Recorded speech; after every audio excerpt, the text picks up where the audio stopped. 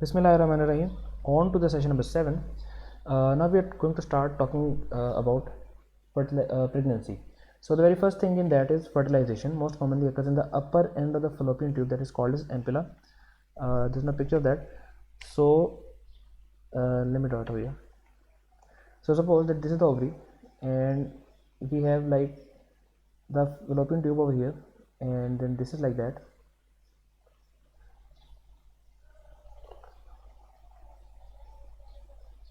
So these are the parts of the fallopian tube. This one is like the first part is in fundibulum. So this was is in fundibulum, and the next part, like this particular part, is called as the isthmus. No, that's not isthmus, that is ampulla. Okay, so first we will have in fundibulum, then we'll have ampulla, and then this part is called as the isthmus, and the one going into the uterus is called as the interstitium. So the ampulla is the upper end of the fallopian tube. The ampulla, it occurs within 1 day of ovulation. If it does not happen within 1 day, so the ovum that gets degenerated, and the fertilization then cannot take place. So remember that this particular site, the ampulla, is a site of the most common site of fertilization. Then we will move forward to the implantation.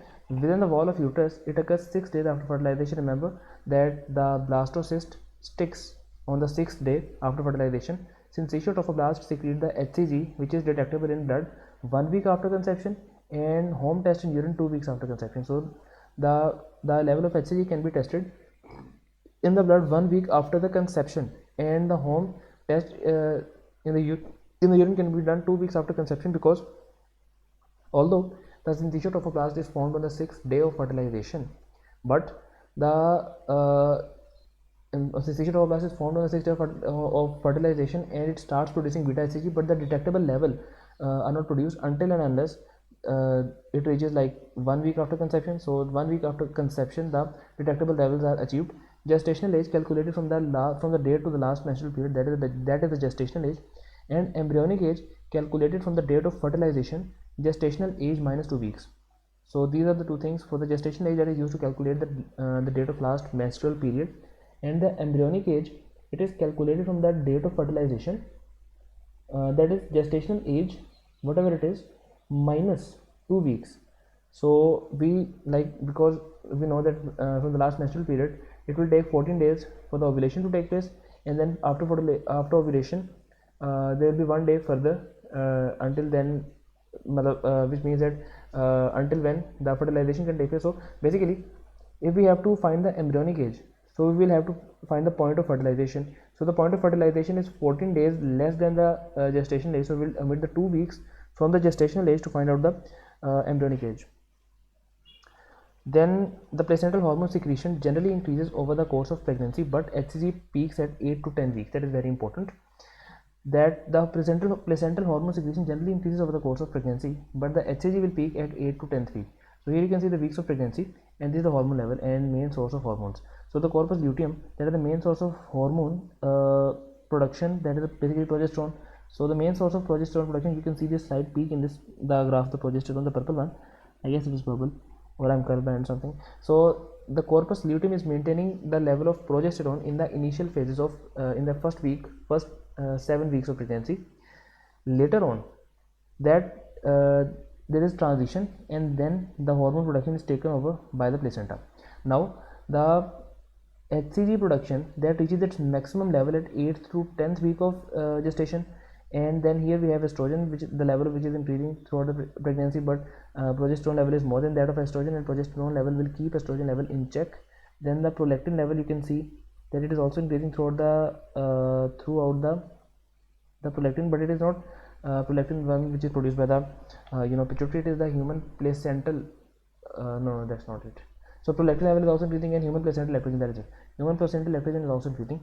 So you must keep these hormone levels in mind, and the maximum level of prolactin is seen like 35, or after 35 weeks of gestation like 42. So as soon as the baby is delivered, the prolactin level increases in the body. So these are basically where the baseline levels of the hormones during the course of pregnancy, and the HCG level achieves its maximum value at 8th to 10th week.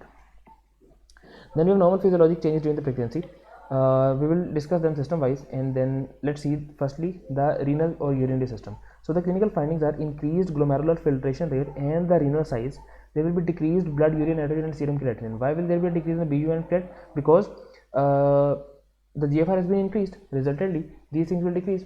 Mechanism is increased cardiac output and renal blood flow due to progesterone with increase in the renal excretion. Then renal urinary frequency and nocturia. Yes, because renal frequency is increased, there will be nocturia. Increased urine output and sodium excretion. Okay, so the urine output is increased because of two reasons. Because firstly, there is an increase in the blood pressure. Whenever there is an increase in the blood pressure, because we will see that in the blood section that the blood pressure is increasing, severe section of this one. So the blood pressure will increase. Resultantly, there will be an increase in the GFR. Secondly, the growing uterus irritates the bladder. So when that is irritating the bladder, that will also cause an increase in the urinary frequency and also nocturia. Mild hyponatremia may develop. Hormones reset threshold level to increase ADH release from the pituitary. So when the hormones reset threshold level to increase the ADH release, whenever there is an increase in the ADH release, there will be increased conservation of the water, and that increased conservation of the water is can lead to the dilutional hyponatremia in the pregnancy. Then heme will also undergo dilutional anemia because of the same reason, that ADH is increasing, the plasma volume is expanding. So due to the expansion of the plasma volume, we can have dilutional anemia, increased plasma volume, and red blood cell mass. So red blood cell mass is increasing, so why will there be like dilutional anemia? So there is increased plasma volume and the red blood cell mass is also increasing, but I guess the plasma expansion is more in comparison to the red blood cell mass, so there will be dilutional anemia. On top of that, there will be prothrombotic state because hormone mediated decrease in the total protein S antigen and activity. So protein S antigen is decreased and activity of the protein S is also reduced. There will be an increase in the fibrinogen and the coagulation pathway, and an increase in the resistance to the activated protein C. So these three things causes an increased risk of prothrombotic states, that is hormone mediated decrease in the total protein S antigen activity, protein S antigen and activity, increased fibrinogen and coagulation factors, and an increase in the resistance to the activated protein C. Then cardiovascular, there is an increase in the cardiac output and heart rate, that also leads to the increase in the blood pressure as well. So cardiac output and heart rate will be increased because there is an whenever there is like fetus in the uterus, so metabolic demands of the body increases, so that will increase the cardiac output and also the heart rate. This will lead to increase in the blood volume, decrease systemic vascular resistance. Then the pulmonary system, chronic respiratory alkalosis will be there because the person will be because of two reasons, I guess. Not two reasons, there is only one reason, that she is hyperventilating, and resultantly there will be chronic respiratory alkalosis with metabolic compensation. There will be increased PaO2 and decreased PaCO2. Progesterone directly stimulates the central respiratory center to increase the tidal volume. Progesterone directly stimulates the central respiratory center to increase the tidal volume and minute ventilation. So total body volume expands, blood fills the placenta, diverted from the maternal circulation will increase the iron and salt. So why will there be total volume expansion? Because the blood is filling the placenta and the kidneys become partially deprived of the blood circulation, because the blood that was normally going to the that was normally a part of the maternal circulation, now that is also shunted to the placenta. So the maternal circulation is diverted, so the blood is diverted from the maternal circulation into the placenta. The renin level will increase, and then that will cause a salt and water retention. Increase in the cardiac output, increased preload due to rise in the blood volume, that will lead to increase in cardiac output. Secondly, there is a decrease in the afterload due to fall in the systemic vascular resistance, since placenta is a low resistance system. That is very important, that it is kind of a short circuit. That suppose that this is the normal vasculature and then there is a placenta, like the capillary looks something like this. So the blood, instead of being pushed into this direction, starts pushing into this direction more often, and that is why the systemic vascular resistance, overall systemic vascular resistance decreases, and that also leads to an increase in the heart rate, into the increase in the cardiac output. And then we have increase in heart rate because increased placenta and the uterus perfusion, because placental and uterus perfusion is increased and has to be increased, so resultantly the heart rate is also increased. Anemia will be there because the increase in plasma is more than increase in RBC, so resultantly there will be a dilutional anemia. Hypercoagulability due to the decreased blood loss at delivery, and hyperventilation to eliminate the fetal carbon dioxide. Then we have human chorionic gonadotropin, or HCG. Source is syncytial trophoblast of placenta. HCG, the source is syncytial trophoblast, the one outside. So suppose that this is the blastocyst, and this layer which I am drawing like this is the cytoplasm. I'm not okay. Let me draw the cell as well. So this structure is the cytoplasm, and then we have a syncytium outside that, and that syncytium is called as syncytial trophoblast, where the cells are basically fuse together, and this is a tuft of nuclei. So this synthesis of a blast that helps in the fusion or contraception process, that is going to produce the human chorionic gonadotropin. Function: it maintains the corpus luteum and thus progesterone. So it maintains the corpus luteum, HCG will maintain the corpus luteum, and that corpus luteum will cause the maintenance of the progesterone for first 8 to 10 weeks of pregnancy by acting like LH. Otherwise, no luteal cell stimulation. So for the first 8 to 10 weeks of pregnancy, the beta HCG is causing the maintenance of the corpus luteum. So that is very important point, that if the beta HCG is not there, the corpus luteum becomes corpus albicans, that gets involuted, and that becomes a white structure. If the fertilization takes place and the zygote becomes morula, and that becomes blastocyst, and then blastocyst becomes this forms these trophoblastic cells, synthesis trophoblastic cells, and beta HCG is produced. So now for the next 8 to 10 weeks, this beta HCG level that will maintain the corpus luteum, and as we saw in the previous picture, that the level of beta HCG peaks at 8 to 10 weeks, which means that after 8 to 10 weeks beta HCG will start decreasing, because then the placenta will produce its own progesterone, and then we don't need the corpus luteum anymore. So in the first 8 to 10 weeks of pregnancy, by acting like LH, otherwise there is no luteal cell stimulation, and that can lead to abortion as well. So yes, pregnancy by acting like LH. Okay. So that maintain the corpus luteum acting like LH, and if it is not there, so there will be luteal cell stimulation will not be there, and resultant will be abortion. After 8 to 10 weeks, placenta synthesizes its own estriol and progesterone, and corpus luteum degenerates. Used to detect the pregnancy because it appears early in the urine, and you can detect it at home in the urine 2 weeks later, and in the blood it can be detected like 1 week after fertilization. It's fertilization, I guess it is fertilization. 1 week after conception. Okay, not fertilization, 1 week after conception. It comes into blood 1 week after conception, and in urine 2 weeks after conception. So then we have two glycoprotein subunits. Heterodynamic glycoprotein. The two glycoprotein subunits, it is basically the beta HCG is a 2 glycoprotein subunit. It is a heterodimeric glycoprotein. It has an alpha subunit and a beta subunit. LH, FSH, TSH have the same alpha subunit, and states increase in the HCG can cause hyperthyroidism as well, because these they are also rhyming words. So LH, FSH, TSH, they have same alpha subunit.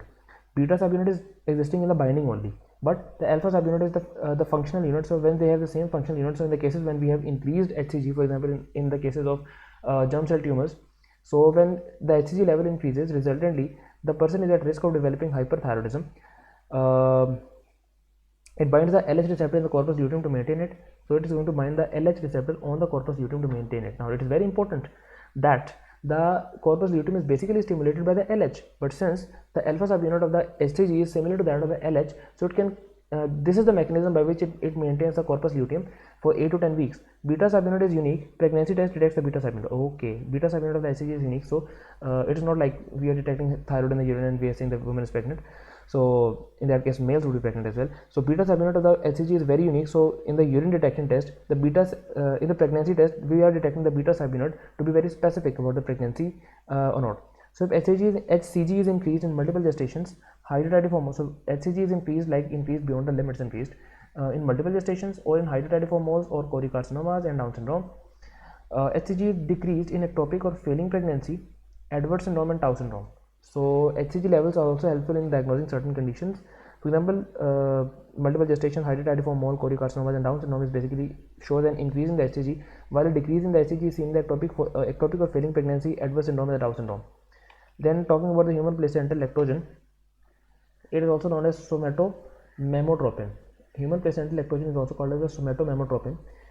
It is produced by the syncytial trophoblast of the placenta. So beta HCG is also produced by the syncytial trophoblast, and now the second hormone coming from the syncytial trophoblast of the placenta, that is human placental lactogen.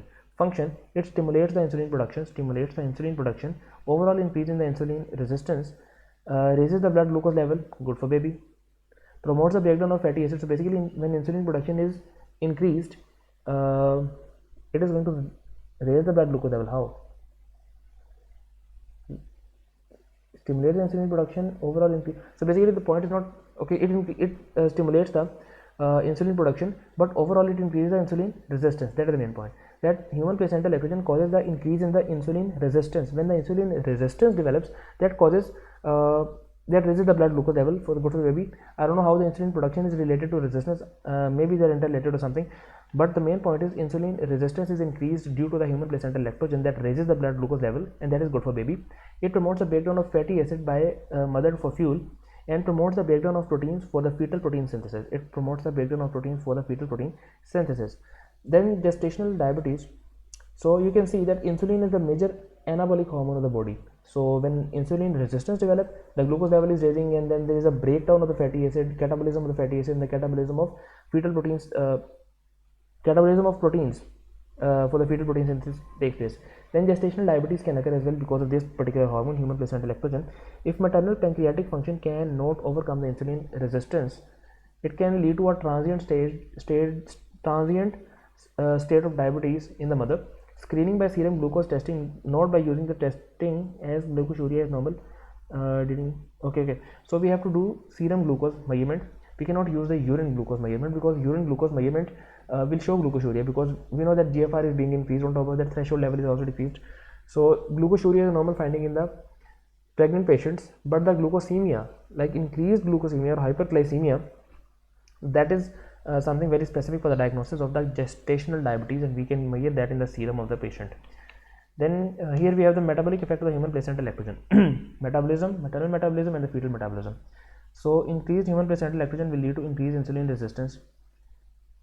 Okay, will lead to increased insulin secretion, but also increased insulin resistance, and this is more than the insulin production. So this overweighs the insulin secretion, and the increased insulin secretion cannot function because of that. So I guess this is the balance. Like we are developing insulin resistance, but we're not trying to maintain or establish an absolute insulin resistance so that the mother may die of the diabetes. So for that, there is a fine balance between the insulin resistance that is produced by the HPL or the human placental lactogen. On top of that, this HPL is also causing an increase in the insulin secretion, so that a bare minimum level of the glucose metabolism is maintained within the maternal circulation. That is very, very beautiful. So increased insulin resistance will lead to increased lipolysis, increased proteolysis, and increased blood sugar. Increased lipolysis will lead to will give a source of energy for the mother, that is the maternal energy source.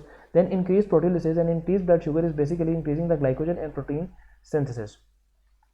Now we'll talk about the APGAR scores. The APGAR score is it is important in the neonatology and maybe the pediatric rotations of your final year MBBS, and also in the step 1 exam. So APGAR, assessment of the newborn vital signs following the delivery via 10-point scale, evaluated at 1 minute and 5 minutes. APGAR score is based on the appearance, pulse, grimace, activity, and respiration. These ones are APGAR: appearance, pulse, grimace, activity, and respiration. APGAR score less than 7 requires further evaluation. So APGAR score, like the maximum APGAR score is 10. If it is less than 7, it requires further evaluation. If APGAR score remains low at later time points, there is increased risk the child will develop long-term neurologic damage. So the APGAR score at 1 minute and 5 minutes must be different. Like it can be low at 1 minute, but it must resolve at 5 minutes. And if it is persistently low, so there is an increased risk for the child to develop long-term neurologic damage. So it is like from score 0 to score 2. The score 2 is good enough, and score 0 is like bad one. So the appearance. Firstly, the score 2, which is good, the normal babies must be pink. The score 0 is that there is a pale or blue baby, for example, a cyanotic baby, the baby who has like transposition of great arteries, or maybe who has some cyanotic heart disease. And then we have extremities are blue, like in the case of, I guess, coarctation of aorta or the patent ductus arteriosus. I guess the coarctation of aorta is more of a synonym for that, but I don't know. So there can be partial cyanosis, you may say that. So in that partial cyanosis, the trunk will be pink, but the extremities are blue. So that will be given score 1. So score 0 is for the cyanotic baby, score 2 is for the pink baby, and then there is an intermediate stage in which the extremities are blue, that gets the score 1. Then we have pulse. The score is 0 if there is no pulse at all. Normal baby has more than 100 beats per minute. Like the pulse for the babies is more than the hemodynamic parameters of the babies are very different from the adults, so we have to remember them. But if the pulse is 100 beats per minute or more than that, it is score 2. If it is less than 100 beats per minute, it is score 1. And if it is no pulse is detectable, we call it score 0. Talking about grimace, if the child cries and pulls away, he is a good child. because he's crying. If the child is not responding to stimulation, the score is 0. And if the grimaces like grimaces or weak cry, so that is a partial. On the pediatric rotation, I saw that the doctors have written moaning on the chart. So the moaning sound is given the score 1, that is the grimace or weak cry. Activity, if the child is active, showing active movements and is playful and stuff like that, so that is Apgar score 2. If there is no movement at all, that is Apgar score 0. And if the arms and legs are flexed, that is Apgar score 1. Respiration, if there is a strong cry, which basically when the baby is crying, he is respiring. So if there is a very strong cry, this means that the child is having Apgar score of 2. If there is a very weak cry, it means the child is not breathing. And if the score is 1, so means slow and irregular breathing is taking place. So what do? We calculate the scores. So how do we calculate the scores? So we calculate the score like this. Let's suppose that there is a child whose appearance is like 2 and whose pulse rate is in score 1 and whose grimace is also in the 2 and activity is in 1 and slow and irregular breathing is seen. So suppose now let's calculate the Apgar score for that. It will be 2, 3, 4, 5, 6 and 7. So this is 7 Apgar score in this child, 1 and 7. So 7 out of 10 is the Apgar score. It is like okay. And if it would be 6 or something less than that, so we have to do further evaluation. Then infant child development, milestone dates are ranges that have been approximated and vary by score. Children not meeting the milestone may need assessment for the potential developmental delay. So there is a very good video of Dirty Medicine about that. We will see that as well. By the way, we discussed that when we were doing the section of the neurology. It is a neurology page PDF that is inserted in this section. So I love this thing about this book, that it is like coherent and it is connecting a lot of systems together. So from 0 to 12 months, from 0 to 12 months, the primitive reflexes appear: Moro by 3 months, Rooting by 4 months, Palmer by 6 months, and Babinski by 12 months. So these reflexes disappear by these ages: Moro by 3 months, Rooting by 4 months, Palmer 6 and Babinski by 12 months. Posture, lift the head up prone by 1 month. Okay, the child can lift the head up prone when the child is lying down with the face down. So he or she can lift his head by 1 month. Roll and sit by 6 months. It is very important because the rolling over phenomena in the children is important in the psychiatry, because sometimes we have a case of the barter of the, I guess it is battered baby, or the child abuse is there, and the parents can come and they can tell you that the child is like 2 months old and he has some bruises over his face or some other extremities and he just rolled over and fell down on the bed. So you know that it is a case of child abuse, because a child cannot roll over until 6 months of age. Crawl by 8 months and stand by 10 months, walk by 12 to 18 months. Picks, primitive posture, then picks, passes toys hand to hand by 6 months, and pincer grab by 10 months, and points to the objects by 12 months. So these are the 4 P's. So in the 0 to 12 months, we say that parents start observing. Then we have so about the age 0 to 12. So when we're talking about the infant, so the parents start observing. These are the 3 types. The motor skills are with the 4 P's, and then starting with S, and then social smile, stranger anxiety by 6 months, and separation anxiety by the 9 months. So that is seen: social smile by 2 months, stranger anxiety by 6 months, and separation anxiety by 9 months. That is seen among children. And O is for the observing. So the child will orient first to the voice by 4 months, and then to the name gesture by 9 months. Name and gesture by 9 months. Object permanence by 9 months, and oratory says mama and dada by age 10 months. Then the toddler, who is 12 to 36 months old, the child rearing, working. So child will start cruises, takes first step by 12 months, and then climb stairs by 18 months, and cube stacked minus number, age year multiple C. So cube stacked number. So how many cubes can the child stack is equal to pardon me. So how many cubes can a child stack is equal to age multiplied by 3. Cutlery, feeds self with fork and spoon by age 20 months, and kicks a ball by age 24 months. So it's kind of very dry knowledge. I have some mnemonics extracted from the dirty medicine, and I have basically seen them from the Dr. Nandan Joshi's videos, so I will share them with you as well. So recreating parallel play by 24 to 36 months. Reapproachment moves away from the from and returns to mother by age 24 months, and realization that is co-ed gender identity formed by 36 months. Working words 200 words by age 2, 2 zeros and 2 word sentences. Then the preschool, don't forget they are still learning, 3 to 5 years. uh, don't is for the D, so drive tricycle, 3 years, 3 wheels at 3 years. Drawing copies line or circle, stick finger by 4 years. And dexterity, hops on 1 foot by 4 years. Uses buttons or zipper, groom self by age 5 years. Forget they are still, freedom, comfortably spend part of day away from mother. Friends, cooperative play, has imaginary friends by age 4 years. And learning language, 1000 words by age 1000 words by age 3. By age 3 they have 3 zeros, by age 2 they have 2 zeros. And use complete sentences and prepositions by age 4 years. And legends, can tell detailed stories by age 4 years. So low birth weight. Low birth weight is defined as any weight less than 2500 grams caused by the prematurity or intrauterine growth stages. So give me a second. Let me give the mnemonic for this one. So we will write it over here. I will pause the video so that I can write it down. So the first, what is that? Gross motor and gross motor language. Okay. Let me insert a page.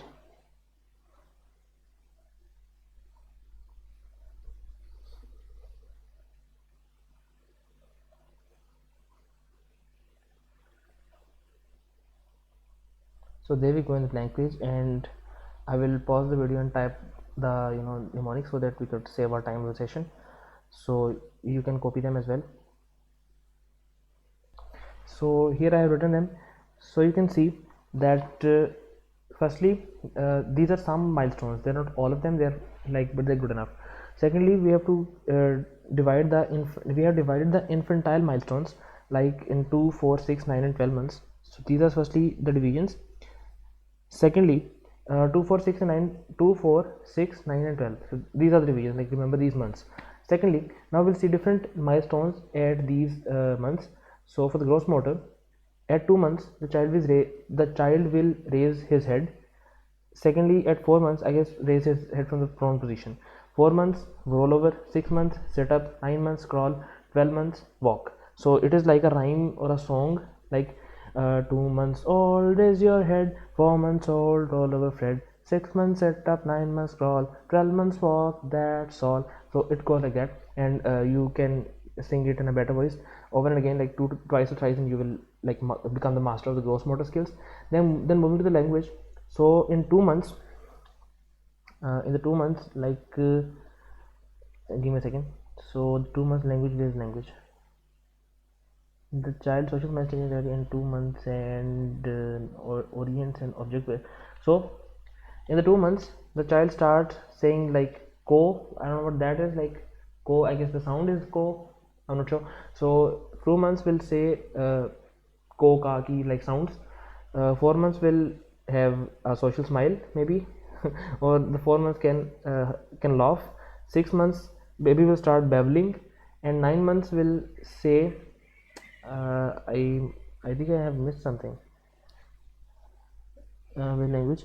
No. 6 months will babble, 9 months will say mommy or dada, and 12 months will have 1+ words. Okay, then by the year 2 there will be 200 words, and by the year 3 it has 1000 words and stuff like that. And social, 2 months twinkle, 4 months focuses on sound, 6 months stranger anxiety, 9 months will respond to the names, and 12 months told commands, the child can respond to the told commands.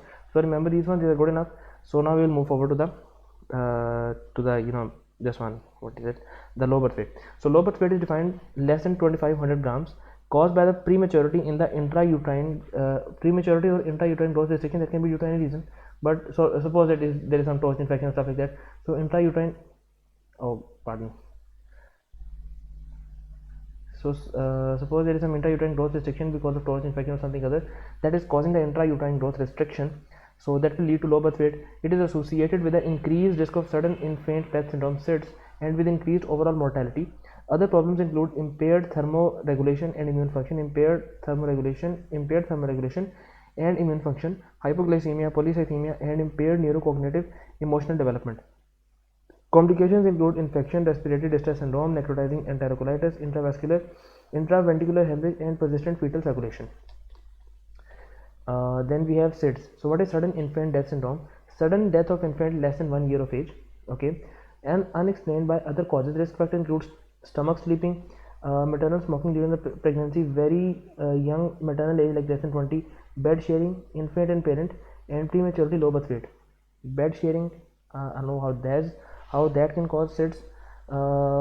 So for a very young mother age, maternal age like less than 20, bed sharing, infant and parent, and prematurity, low birth weight. So these are the causative factors or risk factors for the developing of these are the risk factors basically for the SIDS. Then lactation after parturition, like after delivery. What is parturition and delivery of the placenta? Parturition is the delivery of the child, and delivery of the placenta is called as like delivery of placenta. But let's see parturition. So what is parturition?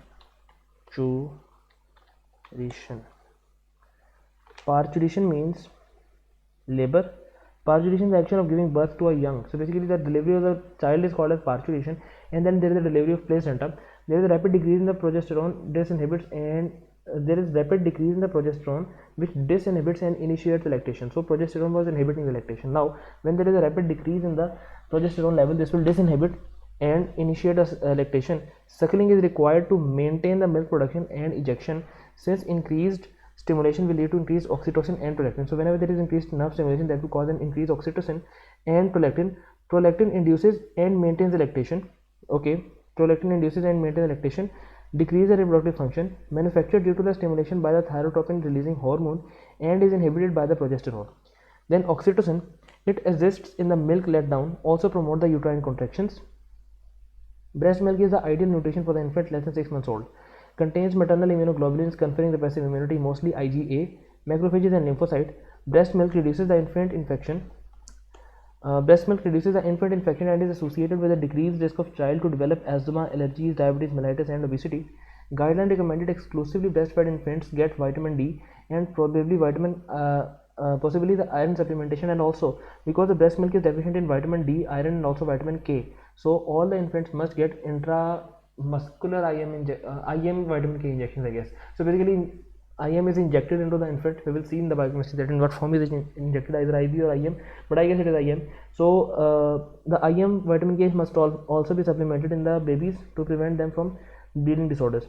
Then breastfeeding decreases maternal risk. Breastfeeding decreases the maternal risk of breast and ovarian cancer and facilitates the mother-child bonding. Supplementation of the breastfeeding, supplement vitamin D, exclusive breastfeeding, lack of sunlight exposure, and dark skin pigmentation. The fetus or the infant must be given vitamin D and iron in the preterm or low birth weight babies. They require the iron with that, and we must give iron in all the infants who are exclusively breastfed. Moving on, let's talk about menopause. The permanent cessation of menses for 12 months. Okay, so permanent cessation of menses for 12 months, decreased estrogen production due to the age-linked decline in number of ovarian follicles.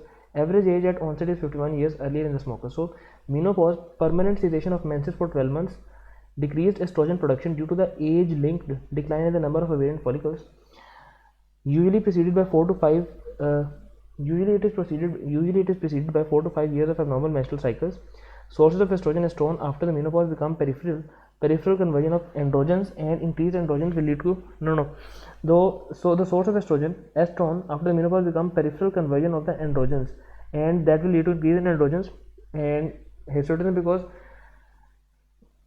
before menopause the androgens were converted into estrogen in two areas, like peripherally in the adipose tissue and also in the ovaries and stuff like that. Now the ovarian conversion is blocked or inhibited, so the peripheral conversion is the only way to convert the androgen into estrogen. So that leads to increase in androgen level, and that can lead to hirsutism. Increased FSH is specific for menopause. Loss of negative feedback on FSH due to decrease in estrogen. Hormonal changes: decrease estrogen, increase FSH, increase LH, no surge, and increase GnRH. So whenever there is a decreased estrogen, FSH and LH level will be increased. Not LH will not increase in a surge manner; it will just increase, and GnRH will also be increased. So these are these. If we have to diagnose, we have to confirm the menopause. We will check the level of FSH, and if FSH is elevated, so the diagnosis of menopause is confirmed.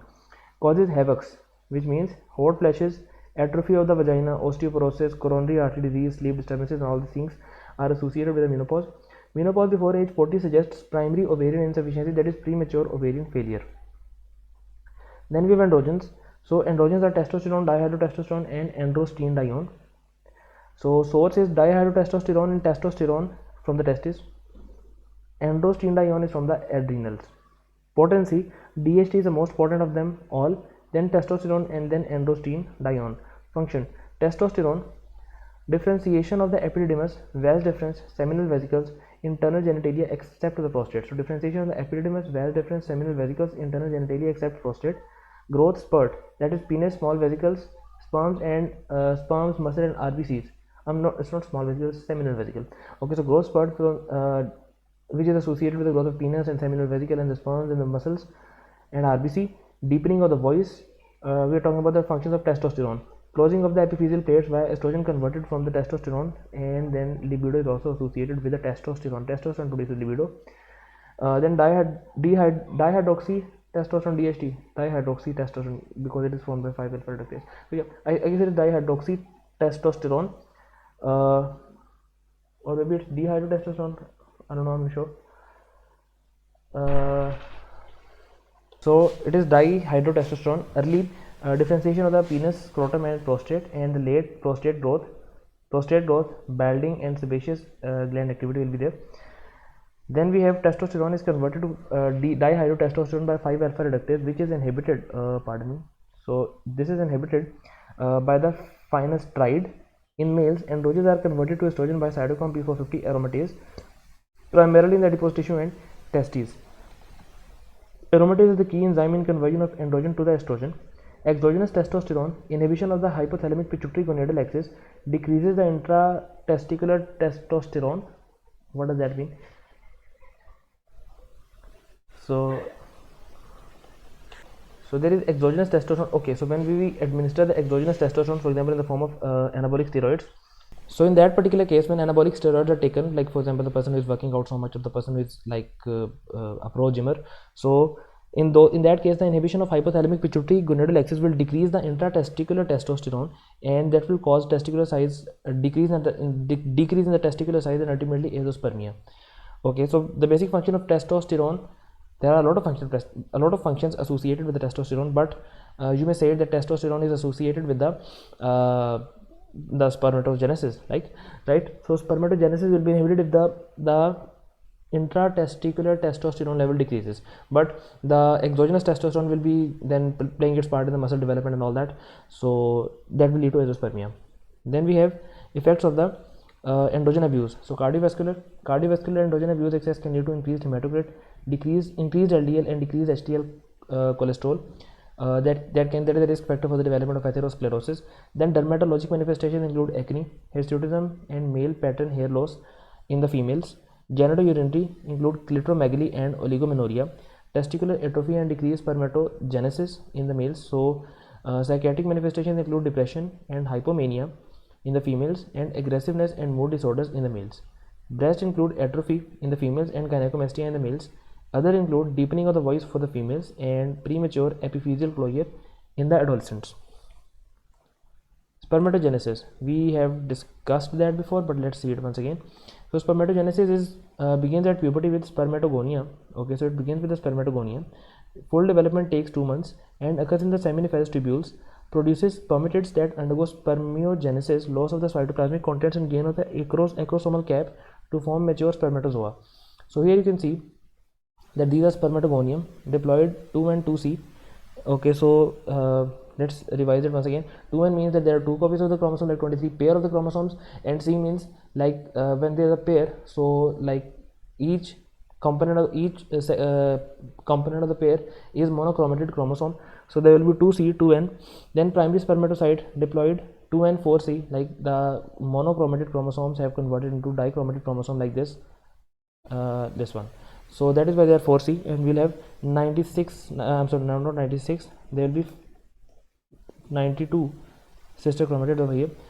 And then second is spermatocytes are haploid, like they will have they are not paired anymore, they have only single copies of the each chromosome, but each chromosome is still in the dichromatid conformation, so that is why it is 1 and 2C. And then with the meiosis 2, when it is converted into spermatids, that is going to become 1 and 1C, and then the spermiogenesis will take place, and spermiogenesis will cause a mature spermatozoon to be formed, and that is haploid 1 and 1C. Acrosome, it has acrosome on the head, that is for the breakdown or maybe digestion of the zona pellucida maybe, so basically the outer covering of the ovum. So acrosome is basically responsible for the breakdown of that. Then head, nucleus, neck, and middle piece which contains a lot of mitochondria which power the tail and his tail.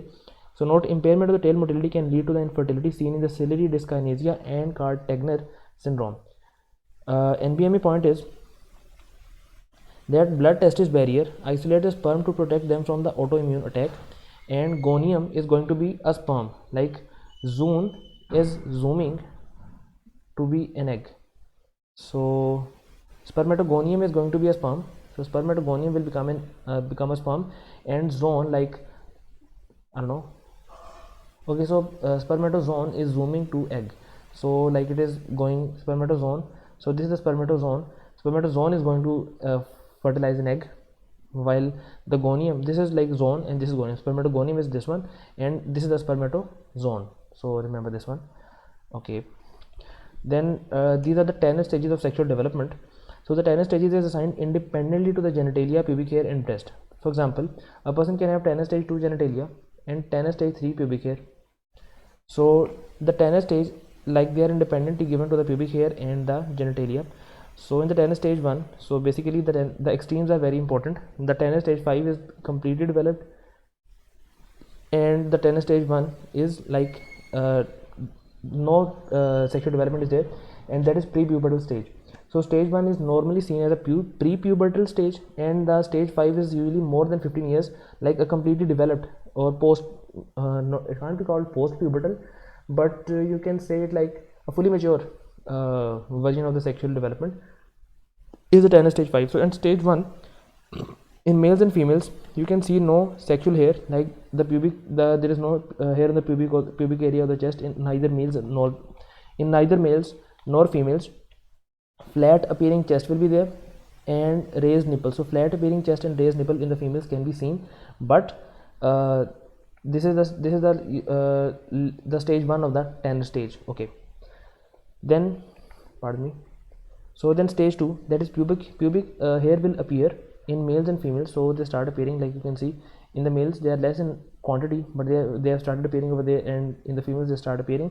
Testicular enlargement will be seen.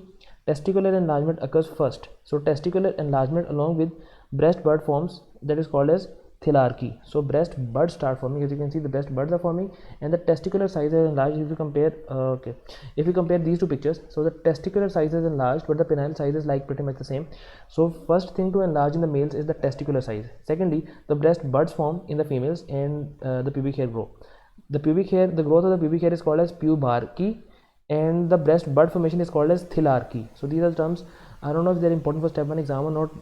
They don't test you on such the bookish knowledge, they don't test you on that, but because if it is written in the first year, so it is important, so we will do that. So the stage 2 is seen in 8 to 11 years. So stage 1 is pre-pubertal. Puberty is a very subjective matter, but normally the child who is less than 8 years of age, that is pre-pubertal, and stage 2 the child is pubertal. The child has entered into the puberty from 8 to 11.5 years. Then in the stage 3, there is coarsening of the pubic hair in the males and female. Penis size will increase in length. Okay, and breast enlarge and mound forms. Mound will be formed and breast enlargement will be there. So the pubic hair, as you can see, they have started becoming more coarse. Pardon me. So they become coarse in both males and females, and the breast enlargement is seen. Then in the stage 4, coarse hair across the pubis, sparing the thigh. Penis width and glans increases. Breast enlarges and raised areola, and mound on mound. Okay, so mound on mound in the females. What is that basically? MOUND.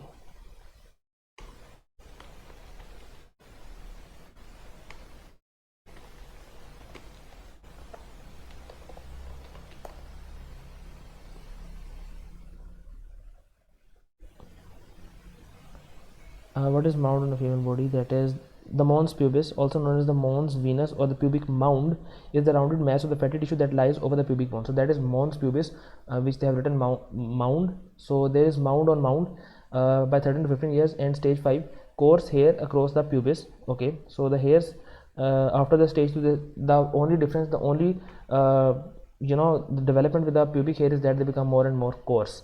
So coarse hair across the pubis and medial thigh. Then the penis and testes enlarge to adult size, and the adult breast contour will be there, and areola will flatten, right? And usually it happens more than 15 years. So this is something that you can find. So remember that testicles enlarge first, and then we see the longitudinal growth of the penis, and that is followed by the increase in width of the penis. As far as the breast is concerned, from stage 2 onwards, there is firstly there will be thelarchy, that is a breast bud formation, and then the breast enlarge in size. And for the pubic hair, they become more and more coarse. They appear at stage 2, and then they start becoming coarse, so like that. And the most advanced version is the development of these hair on the thighs. Okay, so that basically you must remember stage 1 and stage 5, and just read the ones between them, and you are good to go. So next step is pathology. So I guess we will start the pathology from the next session. Yeah, because it's a long topic and we have just 4 minutes left, so we will continue this in the next session. Until then, Allah Hafiz and Fi Amanillah.